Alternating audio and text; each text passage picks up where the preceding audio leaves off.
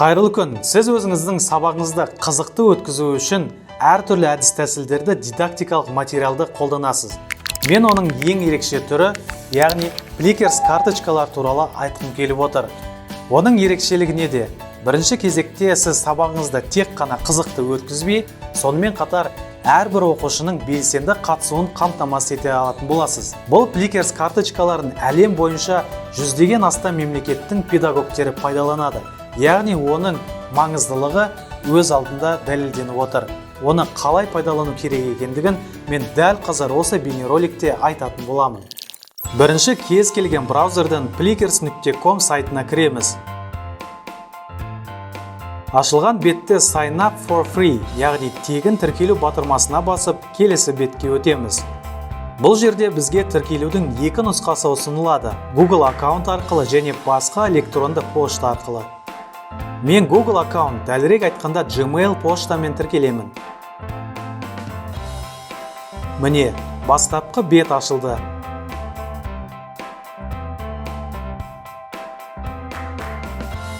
Жоғары оң жақта сіздің аты жөніңіз тұрады. Ол жерде сіз туралы жеке ақпарат сақталады.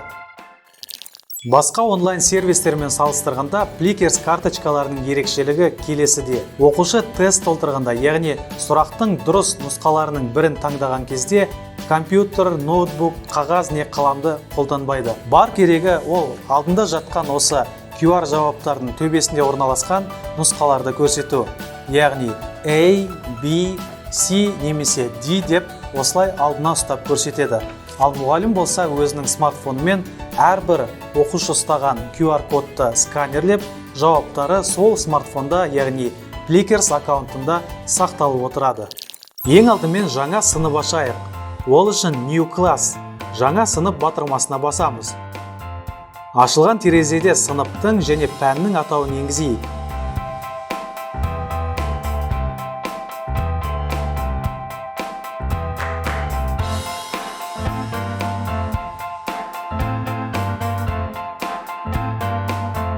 Сыныбымыз дайын.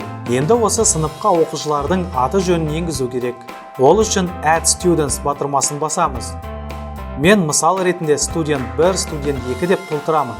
Ал сіз әрине өз оқушыларыңыздың аты жөнін жазасыз.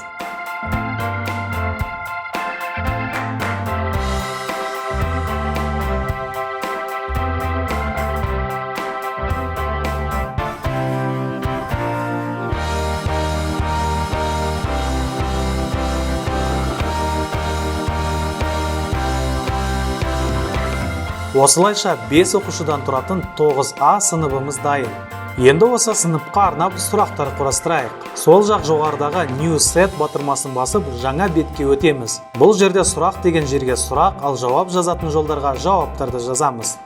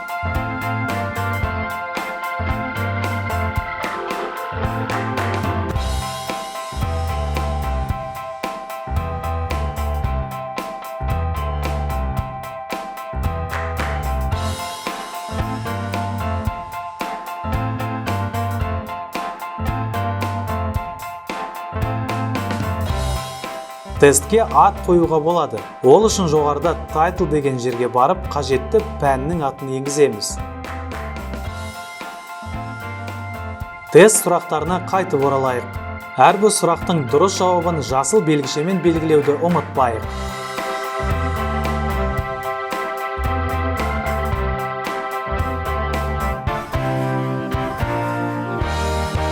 Тест дайын болған соң Home, яғни үйдің суреті бар батырмаға басамыз. Біз дайын болған тесттер бетіне өттік. Интерактивті тестті бастамас бұрын бізге әрбір оқушыға карточка дайындау қажет. Ол үшін жоғары оң жақта орналасқан Help батырмасына басып, оның ішінен Get Plickers Card, яғни Plickers карточкаларын алуды таңдаймыз. Тегін карточкалардың саны 1-ден 40-қа дейін.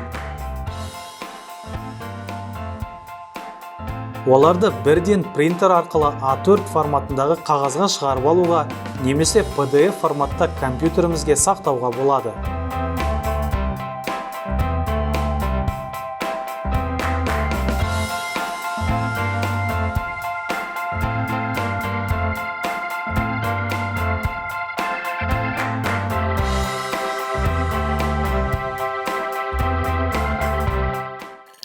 Ендігі сұрақ, біз қай карточка қай оқушыға берілгенін қайдан білеміз?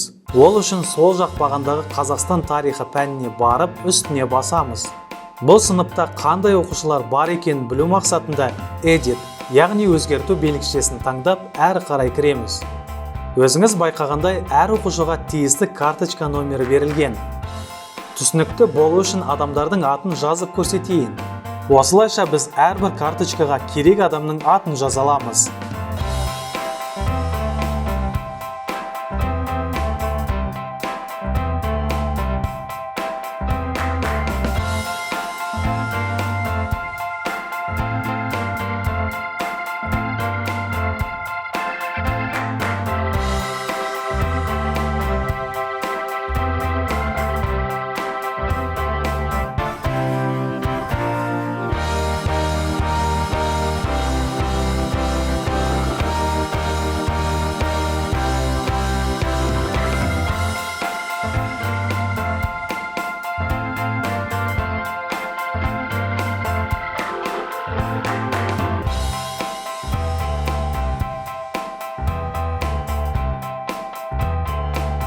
Енді тестті толтырып көрейік. Ол үшін Library тесттер тізіміне өтіп, Қазақстан тарихының тұсында орналасқан белгішені басамыз. Әрі қарай Play Now, қазір ойнауды басайық. Ашылған тізімнен қайтадан сыныбымызды таңдаймыз. Біздің алдымызда тесттің бірінші сұрағы пайда болды. Оқушылар көрсетіп отырған карточкаларды сканерлеу үшін смартфонға орнатылған Plickers қосымшасын ашамыз.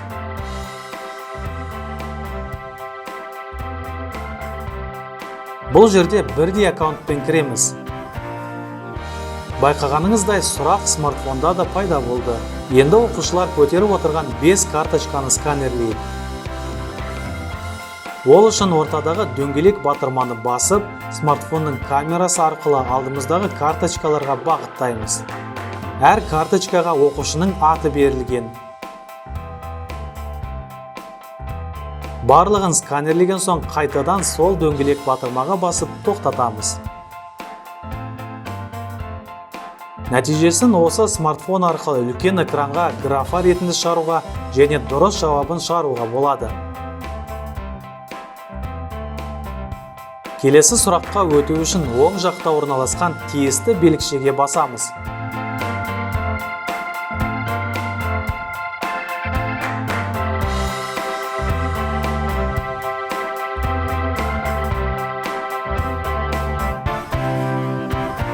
Бұл сұрақтың да жауабын сканерлеу арқылы аламыз.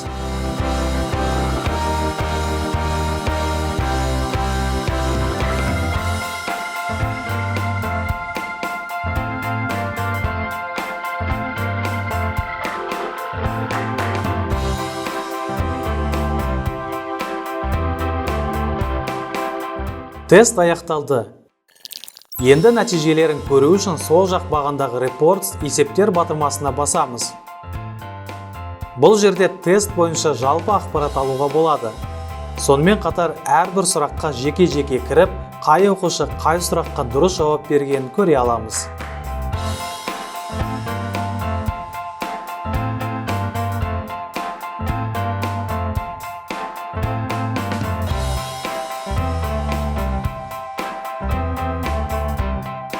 Сонымен қатар тапсырылған тест бойынша үлгерім кестесінде қарауға мүмкіндік бар.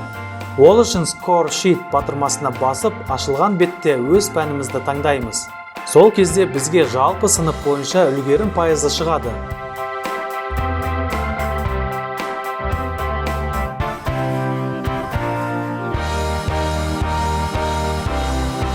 Онымен қоса жеке оқушы бойынша да тест нәтижелерін қарап, оларды принтер арқылы A4 форматындағы қағазға шығарып алуға болады.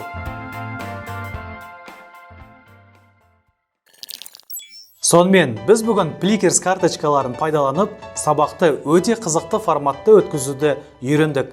Ең бастысы, сіз өз смартфоныңызбен аталған карточкаларды сканерлеп, сол сәтте, яғни онлайн режимде оқушылардың білімін бағалауды үйрендіңіз. Бүгінгі бейнесабақ өте пайдалы болды деген сенім білдіремін.